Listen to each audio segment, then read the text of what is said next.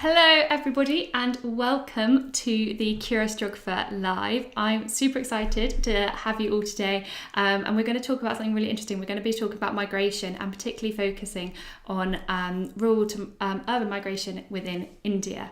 So if you haven't already downloaded the schedule, this is over here. There's like a QR code that you can download what's coming up, and we've got a mixture of speaking to universities about their courses and also speaking to professors like we are today. So we are very lucky. We are actually joined with Professor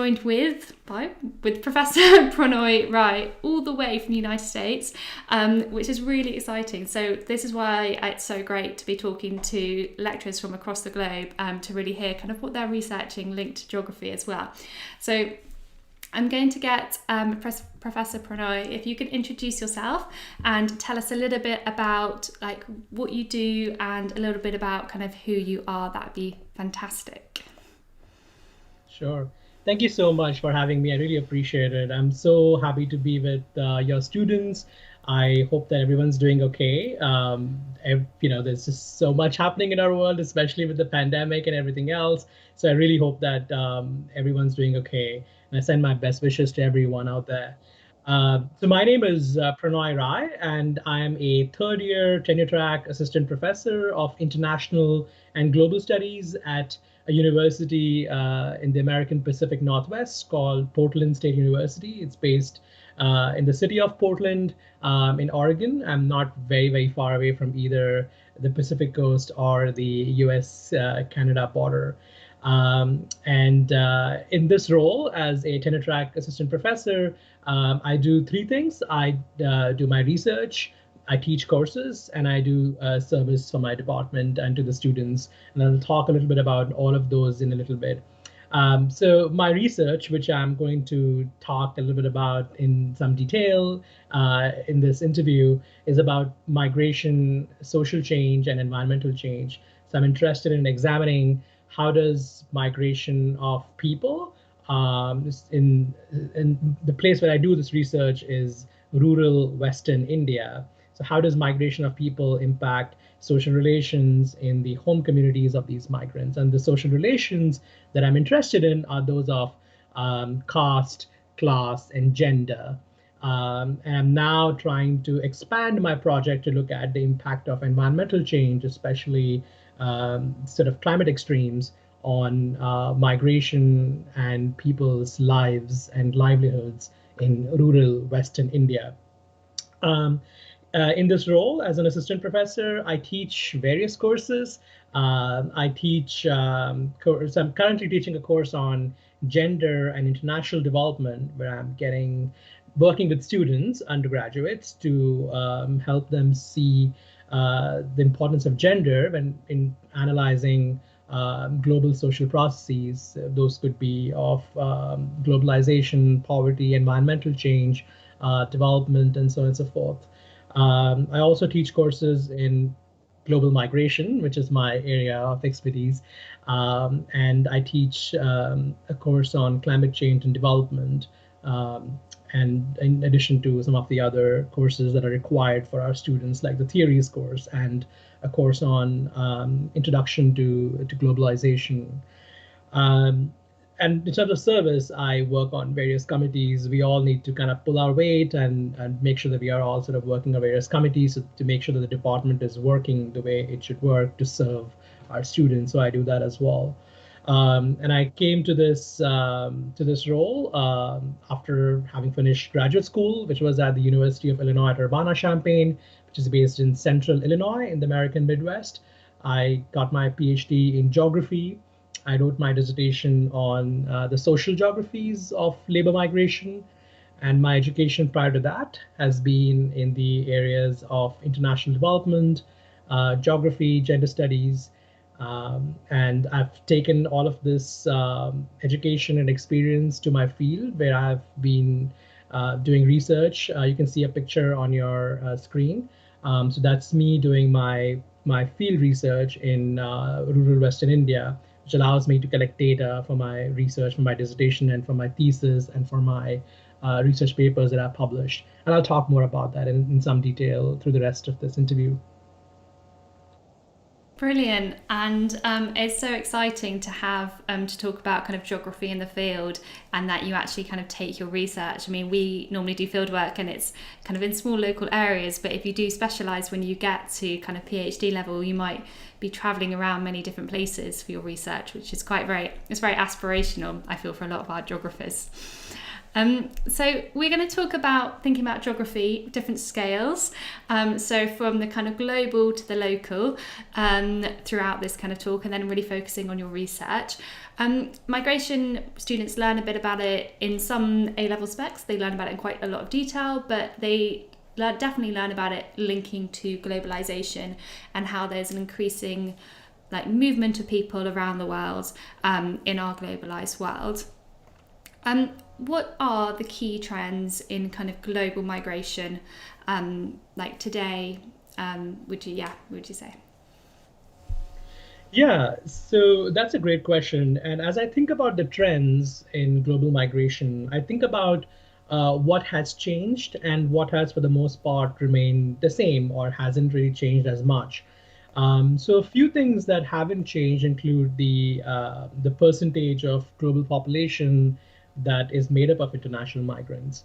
And that percentage really has not changed dramatically in the last 40 years. It's still between 2.5 to 3.5 percentage of the world population is our international migrants. Now, of course, the global population has increased, and therefore the absolute numbers of international migrants have increased. If I remember correctly, there are about 270 plus million people in the world are international migrants. Again, that seems like a really large number, but the fact is that they are less than 4% of the world's population. And what's also not changed significantly is the gender aspect, which we'll get into a little bit more detail because that's something which I'm interested in my own research. Uh, Still, there are more male migrants in the world than women who migrate. So about 52%, if I remember correctly, or somewhere close to that, of migrants are men. So in other words, migration is what scholars would say highly gendered as a process.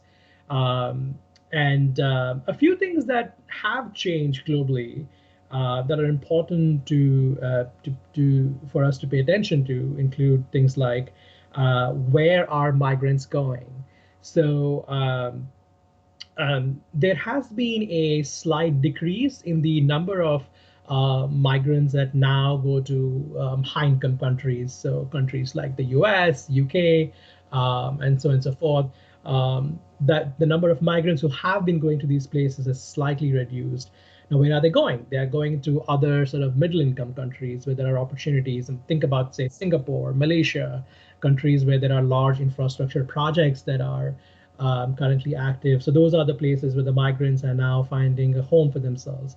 What's also changed a little bit is an increase in interest in internal migration, which is really what my area of interest is. So as much as 270 plus million sounds like a large number, there are many, many more internal migrants, people who move within their own countries, and we'll get to that when I discuss my research. But there's more awareness of it. There's more interest in trying to understand about people who are living in cities that are not their homes. Like they haven't grown up in those cities, and they find those as their homes. The third aspect, which more attention is being paid to it, is remittances. So the money that migrants make in the places where they work, and they send it back to their home communities. That goes into billions of dollars, and that's almost like the national economy of various countries. And increasingly, agencies that are interested in development, for example, the World Bank and the International Monetary Fund based here in the US, and other sort of development agencies based in Europe and elsewhere, are increasingly interested in what really happens to this money when it goes back to the home communities, and how can these receiving communities, these home communities of migrants, what can they do with this money that is sent back? Can it really impact these communities in meaningful way, or do they end up spending it in conspicuous consumption? What really happens to this money? How does it change the lives of people? So I think that's been the third major focus of international development agencies when it comes to migration.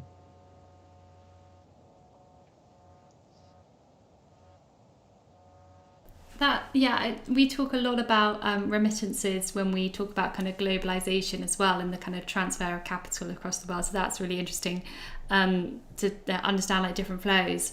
And as you said, maybe potentially not everybody's moving to HICs. Like where has that movement changed? So kind of linking to that, why do people move? You said it was also a gendered process, so there's potentially more males moving. But what are the reasons why people are migrating around the world today? There are many, many reasons why people move. In policy circles and in analysis, there is often a tendency to reduce motivation to move to economic rationales, and that's helpful to some extent because the ability to make an income, the ability to sustain oneself is important, and people will do what they need to do to be able to sustain themselves. So that is something that is important. In other words, one of the first reasons why people move is to be able to find a livelihood, to be able to find a source of income that they may not have in their home communities, or it may not be enough for the aspirations that they have. So, for example, they want to also be able to send their children to schools. They just don't want to have like 2 meals a day. They want a little bit more than that. And it's perfectly legitimate aspiration to have. And so, in order to make sure they're able to have resources for that, they migrate. People are displaced. People, and there are large infrastructure projects that start in a location. Now, think about a large dam. Think about like large highways, roadways that are being constructed, electricity project, river directions are being changed, and so on and so forth. So these are large infrastructure projects that require people to be moved from a certain location. And these populations are often called as displaced population. There are conflicts that result in displacement as well. Think about Syria, think about Colombia, think about the Congo. These are places from where people are being displaced because of conflict. People go from one destination to the other for education. There are about between 4 and 5 million international students all over the world. Many of them go to the US, Canada, UK, and other countries. Of course, this number has been impacted as a result of COVID, but the pre COVID data is really strong and tells us that education is a huge motivator. The one other reason that comes to my mind, which is of my interest in particular, is the social conditions under which people live in their what are called as places of origin, or like their home communities. So, for example, if you find that you are living in oppressive conditions, there might not be a war going on, but you feel that you're not able to fully express who you are, or you're not able to, live a fulfilling, happy life in the place where you're living because of your position in terms of your class, ethnicity, caste, gender, sexuality, and so on and so forth. You might want to leave that location and go elsewhere and live there to live a more fulfilling life. And that's as important as any other factor. Um, so these are just some of the reasons why people move. There are many, many more reasons, but it's possible to take them and bracket them under these larger categories that I just laid out for you.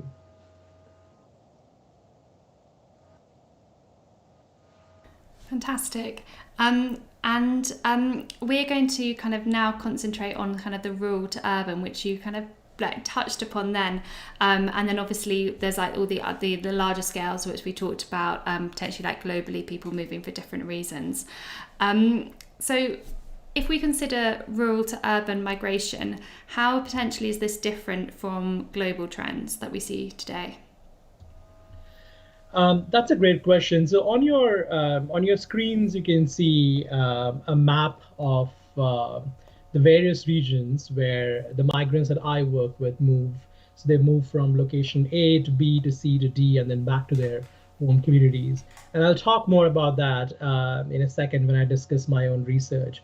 But as I mentioned previously, although it seems like there are many, many international migrants in the world, that figure really pales in comparison to short distance migration. The majority of migration that happens in the world happens short distance. As geographers, we should be interested in these questions of spatiality, of distance, and resultant socio-economic environmental transformations. So if you look at distance, if you just focus on distance itself, the fact is that there's a higher chance that you would move within your own county, your own district, your own state, and your own country than your chance of moving outside of your country and settling in a different country. So, in other words, my research, which is focused on rural, urban, and rural migration, is really the migration that happens in the world. It's the main trend in migration. Yet it has not received as much attention, and there are good reasons why it hasn't received as much attention, both among researchers and in the policy circle. There is a legitimate question about the impact of this migration. So if I were to say migrate from India to the US, would that have a greater impact on the economy of India one way or the other than say if I were to just migrate within India? uh, I may not earn much in terms of my income if I were to migrate within India as compared to what I would if I were to migrate internationally to a high income country. So, and if I were to send some of that, money back in the form of remittance, it would impact the economy of the country. Or if I don't, the country is losing talent, and that again has an impact on the country. So, so these are some of the reasons why international migration has really been a top priority agenda for researchers and for policy folks alike.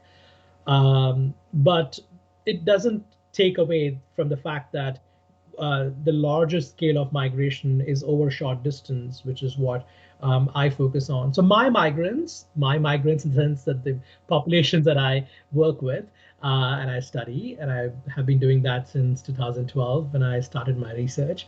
They move from sort of rural western central part of the country to the southern part of the country to pick cotton. Cotton is a large agroeconomy in India. They pick cotton in that region. From there, they move to the west coast of India to work on sugarcane fields where they harvest sugarcane. Note that India is the second largest producer of sugar in the world, right after Brazil. So there's a very, very large sugar, or rather cane agroeconomy in India that employs migrant workers from around the country. Um, After having worked in the cane fields for a few months, they move up north. They work in the cities on construction sites as day laborers or day workers. That job doesn't really last for very long because it's not a normal permanent job where you have access to social security and you have access to regular income. It's contractual. It's based on the amount of work that's available. And if you've been following, the news around pandemic, the ongoing pandemic and the impact of that pandemic on migrant workers, one of the biggest impacts really has been on these day laborers, folks who work on construction sites. Because this construction activity and in other infrastructure projects have come to a halt. So what that means is that migrant workers do not have as much work as they did earlier. But in pre-pandemic time, they would typically work for a few months on these locations, and then they would return to their home regions for the summer and work what little work is available there, and then they're back on the cycle of migration. So that's really what I focus on, and that's how it kind of connects with the sort of larger global process. Brilliant. And we've kind of talked a bit about kind of the kind of economics, why people might move, and you talked about the work. Because you focus on kind of the social aspects as well. Can you tell us a little bit about that? So what does your kind of research focus more also kind of on that the social aspects. Like, what do we really mean by that as geographers? That's something that really interests me, and geographers have really focused on spatial aspects of migration. So questions of where do people move, why do they move there, what happens when they move to those regions. Yet the focus in geography on the social impacts of migration, the impacts of migration on social relations, um, that research is very limited. Some of the research that geographers have done is really in Europe. So, for example, studying the impact of circular migration between Turkey and Germany has been a major focus of geographers. What I look at is this kind of migration called circular or seasonal migration, where people are leaving during certain seasons, going and working in certain locations, and then returning to their home communities. What I study is what happens when they're back.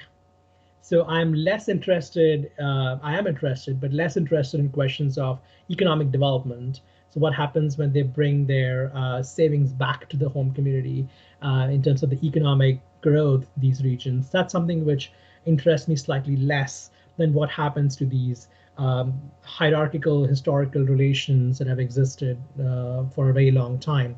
So in case of rural India, the salient social relation is one based on caste. Now, if I were to have been doing this research in, say, urban America, I'd be focusing on race as an important sort of social relation. But in this context, caste and ethnicity is an important social relation for me to focus on. So there are communities that have been high up in that hierarchy and have had access to more sources of income than communities that are in the lower end of that caste hierarchy. What I'm interested in is trying to understand, well, how is that hierarchy changing? I am also interested in understanding what happens to what I call as gendered notions of work.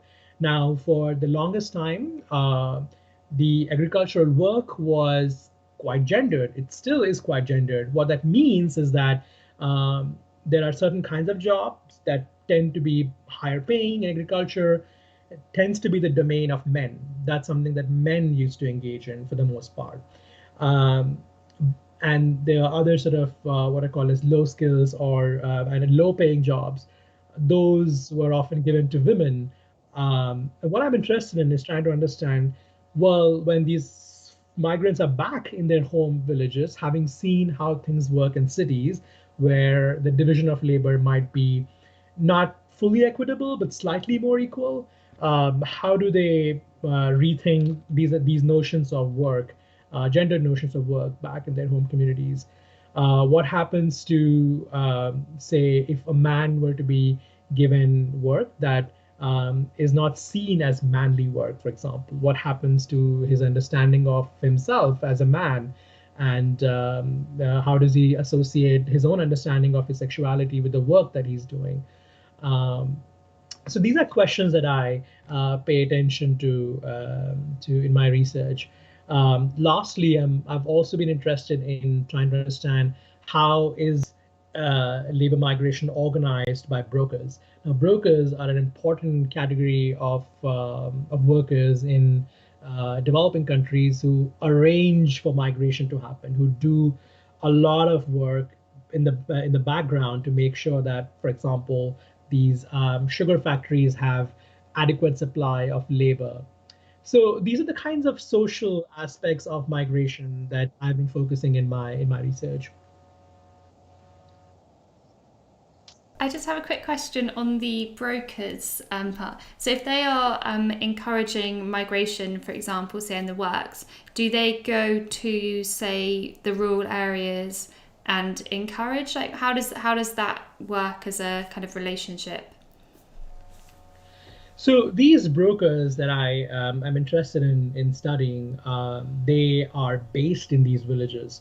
So they have relations. So they're based in the same villages as the workers, and they have relations, economic relations with sugar factories, for example. Now the use of brokers to hire and then later, to discipline migrants on work sites.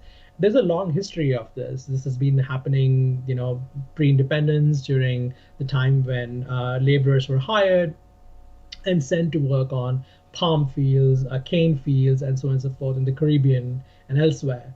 So brokers have been a part of India's village life for a very, very long time. What has changed now is because these older routes of migration do not exist. Brokers are finding a place for themselves um, in terms of internal migration. So they're playing as important role in internal migration within the country as they used to play international migration. So cane factories have great relations with these brokers, and the brokers figure out contracts with workers. They hire them. They bring them to parts of countries where cane is grown, and they stay there. They are responsible for making sure that the cane factory is receiving all the output that they were guaranteed, and they get the work done, and they bring them back to their home villages. And are they encouraging more like female migrants as well, or is that mainly, are they still encouraging, like, do they change like the gender, particularly like today, rather than like how many years ago? So the intra-rural migration, so the migration from these villages to other villages where cane is grown, that's specifically and really the only channel of migration where brokers are involved. It's surprisingly more gender equal than other kinds of migration. So it's less of a chance that a woman who's based in rural India would migrate to a city to work. There's a higher chance that she would migrate along with along with a male partner to work in other rural areas. So in this case, say to the cane fields to harvest cane. So in other words, what often happens is that as many women are employed to work as cane harvesters as men are employed. Um, it's a it's equal in that sense that as many women as men, but it's still a highly exploited form of migration. It's one where there is arduous work that both men and women have to do on these cane fields. It's really backbreaking, and the payments that you get are often very, very little. So it's not fun to be a migrant working on these cane fields, and yet this process goes on because the sugar industry, which is the final output, is very, very large globally, but it definitely is large in India. Brilliant. Thanks for taking that a bit further to explain for us as well. So before we kind of get on to what you've also found from your research, there are some questions coming in as well. But just before, we haven't actually, you mentioned it before about taking your own research.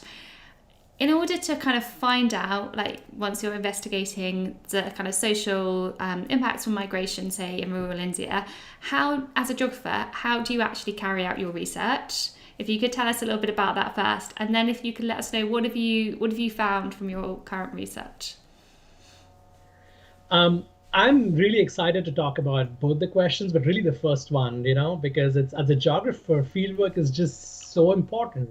It's really what excites us as geographers to be able to not just work on literature, kind of look at the work that other people have done and make sense of it, but it's really important for us to take our research on the ground and collect what is called as primary data, which means that we actually are collecting data from real people and from real landscapes. So in my case, I do what is called as qualitative research, which means that I employ certain methods, which includes uh, interviews. So I have a set of questions that I take to my respondents, and there is some flexibility for me so that I'm asking follow-up questions. I'm asking additional questions based on new information that I may obtain. So although I might have a schedule of questions, I have the ability to work around it a little bit, and that's called a semi-structured interview. So I conduct those with my respondents, and I do what is called as focus group discussions, where I have a selected group of participants who sit with me and I ask them questions. There's often uniformity in the background of these respondents. So, in other words, they wouldn't feel pressured by somebody else being around them. So, for example, it wouldn't be somebody who's high up in the hierarchy sitting with them, such that they are not feeling comfortable to make their point. It's often going to be in homogeneous groups. I have conducted surveys where I have, especially to understand things like sort of economic backgrounds of, how well is a family doing? So if the family has access to social security, what are the kinds of commodities the family might have back in their homes? So these are questions that require answers being given in numbers, and surveys are great for those. But if you want to go deeper and ask more probing questions, semi-structured interviews I've found is the way to go. And I have been working in this particular community in rural Western India since 2012. I started first researching the politics of access to food, and that's when I, went to this part of the world and I got familiar with the community. And since then, I have been returning to the same community over and over again with new sets of questions. And this is also very common in geography, where we work with the same community, because we are interested in trying to understand, as geographers, what is changing in the community, and how these changes are related to what's happening in the world. We are not just there to study the community as if it was isolated. The things that are happening in these communities are being impacted by global processes, globalization, for example, is impacting communities. And for example, in the time that I have done my research, which has been about 8 years, I've seen that the access to cell phones has increased dramatically, and access to television again has increased quite a bit, and that's informing their lives. That's changing the way they migrate. That's changing the way that the kinds of jobs they choose. For me, as a geographer, it's important to study the community, but also to understand how I relate what's happening across the world to what is happening in the community. And that's something which we geographers describe as scale. So I'm interested in what's happening on the local scale, but also what's happening on the national scale and the international scale. To me, this is important. And as a geographer, I already have the tools to bring that analysis into my work. Brilliant. And just to add in on that, because you've just talked so much about some fantastic research skills, and some of our A-level students might be kind of, they do an independent project, which is their coursework. But you've just used some excellent ways, because you're collecting like qualitative data, really. So that's kind of by talking to people. So having these semi-structured interviews, focus groups, and surveys. So these are all like methods which students might be doing now for their coursework, and they have so many benefits that if you were, as you said, geographers, like we want to find out what's happening like in the field to real life. And then also what I thought was quite good about, you're saying that you're doing the research, and although it might be quite local, it's actually looking at those different scales as well, and how they're all interconnected. So that's some great, if you listen to that again for A-level students, hopefully you'll be quite inspired on how you're going to collect your own fieldwork as well if you're in your year 13 or year 12. So yeah, if you could go on, if you let us know, what have you therefore found from your research? So if the image is still up there, you can see the places where I do my research. One is in almost central India. That's the district where I've been doing my research for a number of years. And the district that you see highlighted on the west coast of India is where the cane fields are located. These are the locations that I've been doing my research for the last 8 years. And I've found in my research that although the impact of seasonal migration may not be the same scale as, say, international migration, it does make a difference. It makes a difference in the sense that farm workers, agricultural workers who are the community that migrate. Now, these are people who live in rural areas. They may not have any land that they own, but they may be working on somebody else's landholding. They find themselves to be a little bit more independent when they're back. They don't have to depend on on farmers or agriculturists, giving them jobs. So in this particular context, the relationship between agricultural laborers or farm workers and agriculturists or people who own land, large tracts of land, has been one that has been based on exploitation. Agricultural workers have been exploited for a very long time. So when they're back, they don't have to work for lower incomes. They find that they don't have to, they can question these norms around caste-based behaviors. So in other words, if you are, say, a person from a lower caste or a caste that is seen as lower in the hierarchy, if you are always expected to be back and to kind of bend down and not really talk to people who are higher up in the caste hierarchy as equals, you'll find that you can actually do that. You can actually try and question these norms. Like, you ask yourself, like, why have we been doing this for the longest time? Why are there these kind of hierarchical relations that have existed? So the ability to question these norms is a bit new in this area. The ability to decline work under exploitative conditions, which is what was available in these communities, is new in this area. What is also happening is that the gendered notions of work is also changing. So, for example, if, say, removing weeds from a field was seen as a job that only women did, now there's times when men have to do that as well. And there are times when women have to do jobs that they did not grow up seeing other women do. So the idea that work, the things that we do, can be gendered and the fact that there are these kinds of works that people do, these gendered works that people do, is changing, is important for this region. Because what that does is that it allows for people to question certain given ideas, like why is it that, say, removing weeds has to be only women's job? And how can women negotiate their wages slightly up in comparison to the wages that they used to receive earlier? So I've been interested in. So I found these to be happening in these regions, and they allow for what I call as social change to happen in these communities. So what's not just important is to focus on economic development, but it's also important to understand how hierarchies are broken. So when women are able to seek better wages, when women are able to get into jobs that they were not doing before, when men are not the only ones who have access to high-paying jobs, and when people are back in their home communities and questioning why these old norms around ethnicity and caste exist or continue to exist, those are things that constitute social change. And that's what I'm noticing in this community. That's really interesting about, yeah, how like being in one area and then coming back, as you said, that return can influence how communities might be reacting with each other as well. There's a few questions, and I have one as well. I could carry on chatting about this and finding it really interesting.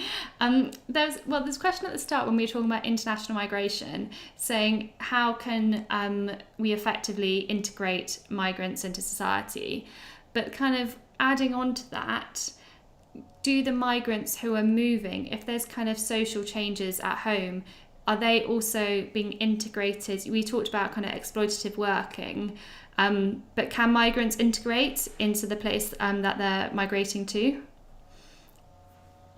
Now, interestingly, migrant integration is a concept and an idea that is really discussed in the context of international migration, because here migrants are trying to make a home in places that were not their homes for the longest time, right? So think about, say, moving from Syria to Norway and trying to find a home for themselves in Norway. And they just did not grow up with the kind of culture in Norway. They're not familiar with that, and they have to find a way to make a home for themselves in that country. Now, this makes more sense in an international context. It definitely does. There are conversations happening around it. When I teach global migration to my students, when I teach a course on theories of global studies, we often talk about how states can help with this process. For example, the access to increased access to public housing, especially if these housing projects are diversified and say both migrants and communities that have lived there for the longest time. If both of them are able to make a home for themselves in these public housing projects, it serves two goals. It serves the goal of the larger public good. It helps fewer people remain, houseless or remain in vulnerable conditions because they have a house and they're able to therefore go to work and be productive. It also allows for migrant integration because you have here communities that are very different living with each other, with around as in the same community and getting to know each other. And that's where the role of the state really becomes super important. In my case, the point is not to integrate. The point is to question norms. Now, these are communities that these are people who actually are from those communities. That seems wrong about it, and they kind of are asking questions about these hierarchical norms. And there's another question coming through as well, saying how has COVID changed migration? I don't know if you want to answer that at a global level or a local level or a bit of both. Yeah, so that's really a great question, and there's people working to understand that. I mean, with migration, often we're working with, although the data collection around migration has improved significantly, um, it's still not very dynamic in the sense that it's really only after a few months, perhaps, or a few years that we would have a very clear pandemic on migrants. But what is seen, what is happening all over the world, both internationally and nationally, is that the opportunities for work for migrants have reduced, and that seems intuitive. It makes sense, let's say, in the context of international migration to the Middle East. So if migrants leave countries like Nepal, parts of India, and so on and so forth, and they migrate to the Middle East to work on construction projects. Now those opportunities are few and far in between. Countries are becoming more and more stricter about making sure that the borders are secure. I live in one of those countries where the kinds of pressures to secure the border have increased quite a bit. So there is this tendency, this understanding that if we allow fewer people to come into the country, it would allow us to contain the spread of COVID-19. It has been shown that that can potentially work to some extent, but not really. So it's important to take more sort of public health measures. In India, in particular, migrants have been impacted quite a bit. Migrants have returned to their villages and are staying there. They face discrimination in those places because um, folks back in the village are worried that these guys might be carriers of disease. So on the one hand, they don't have jobs in cities to go up to take, and then when they're back home, they're discriminated against. And so it's a really bad time to be a migrant. And I really hope that more public health measures allow, for the containing of COVID-19 can really help migrants. Thank you. And we're kind of shortly kind of running out of time because it's just been so interesting. But we finish with all of our guests by asking kind of how did you get to where you are today, thinking about like careers, and do you have any advice for students who are kind of taking to the next step? That's a great question. And, on your screen, you can see pictures of my graduation. So I went to school both in India and the US. Half my higher education was in India, and the other half was here in the US at the Indian Institute of Technology, which is based in Northeast India to study international development. I came to the US to study international development as well. And then later found that I was interested in doing more research. So I stuck around to get a PhD for myself. And I found that geography was a great discipline for me to do my PhD, given the topic that was of my interest. So it is by sort of by getting into programs for international development in geography that I got interested in these questions that I'm asking today, that I'm researching today. And I would really encourage students to continue to take geography as a discipline seriously. It's a discipline that allows for us to ask questions that many disciplines do not. It allows us to bring in scholarship from various subdisciplines, use various methods. You could be a qualitative geographer, you could work with maps, you could work with spatial analysis, or you could be like me, you could be doing qualitative research and going into these rural communities and asking questions and trying to connect processes at various levels. Geography really gives us those tools. And I think that my PhD in geography at the University of Illinois Urbana-Champaign definitely gave me those tools that I'm now using in a job that where I teach students in global studies and international studies, which is not the discipline where I got my PhD. And that tells you about the power of geography. Geographers are really everywhere. They are in the private sector, they are in universities, in geography departments, non-geography departments, working for the government, working all levels from transnational bodies, national governments to city, municipal, and county governments. So I think it was really being in a discipline that is just so it's so diverse, and it allowed me to do the kind of work I wanted to do. That I'm able to be in this position and do hopefully a good job as an assistant professor. No, brilliant. I have actually one person just nipped in with a little question. I just thought I could ask you really quickly just before we go, whilst we've got you on an international call. Does the displacement of people due to hazards, so wildfires, etc., does that impact global migration, or is that maybe going to impact more internal migration, or does that impact migration at all, really? That's a great question, and it especially is very timely for the for me in particular, because I'm living in Oregon and I'm living on the U.S. West Coast, where you must have read this in the news. There have been massive wildfires here. The state of California is still dealing with wildfires, and many households lost their homes. So in developed countries like the U.S., obviously there's a high chance that the migration is going to be internal.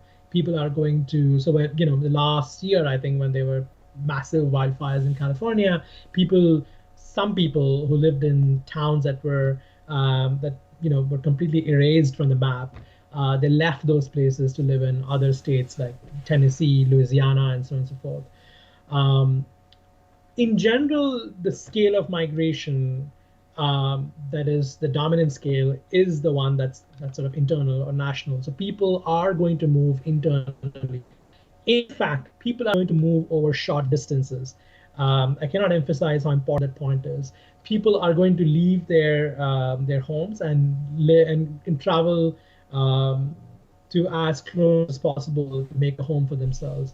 Most of the migrants who were born in Europe and in Africa, in the African continent and Asian continent, they are going to migrate within those continents and not going to migrate internationally. They're not going to migrate even to another country. So the migration or the displacement rather, that happens as a result of these hazards is often more likely than not going to be internal.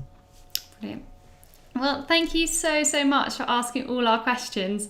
And it's been fantastic to hear about your research. Good luck with the kind of next stages through publishing it. And it'd be great to potentially have you back to talk about maybe something more to do with international development and gender, which is what you're currently teaching a module on as well. So thank you very much. Thank you so much for having me. It was really fun, and the questions were great. And I really hope that the students benefited from these questions, the responses that I gave to these questions, and I'm always available for follow-ups and for any other questions that you guys might have. Thank you. Super, thank you. And just so everybody knows, for next week, we are actually speaking to 2 different universities. So we're speaking to Southampton at 5 p.m. and Worcester at 8 o'clock. Sorry, it's a later time. So please join us there if you want to hear about those universities, and you can ask lecturers questions as well. I hope everybody has a lovely rest of your evening. Thank you for tuning in, and thank you for putting some excellent questions down as well. So goodbye from me.